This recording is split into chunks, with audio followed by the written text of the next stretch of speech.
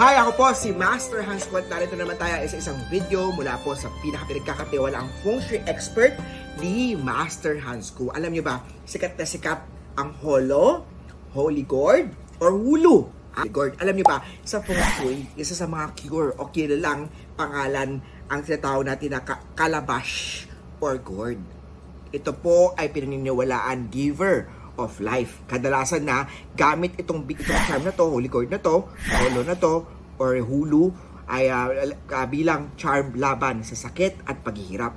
Mga gods, mga saints o mga deities, gamit din nila sa mga medicine o sa mga cure sa mga sakit, no? Ang kanyang hugis na narrow, maliit po yung kanyang neck at wide naman yung baba niya, wide yung bottom, ay nagsisignify sa harmony ng heaven and earth. Ang holo ay sinasabi na mahusay na wish enhancer, kaya mainam ito pang-enhance ng auspicious energy, depende kung saan ilalagay ang holo na to. Mainam ilagay ang holo malapit sa bedside table nyo po o sa tulugan nyo po to promote o palakasin ang good health energy. Kung nais mo naman na magandang career o career advancement, pwedeng mag-display ng holo sa iyong work table na malapit sa office may entrance para sa better o magandang business.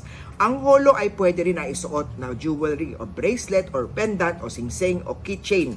Marami niyan. Personal pong bisita sa Lucky Charm Store ni Master Hans Kua para mapag-usapan natin ang holo. 0922-829-03. Ito po ang mga cellphone number ko po for contact or for details po about sa tarot baraha reading, palm o guhit ng palad reading, feng shui ng bahay, feng shui opisina, mga Lucky Charm, personal na pumunta sa tindahan ko po dito po sa Cityland, Shaw Tower, Shaw Boulevard, Mandaluyong City.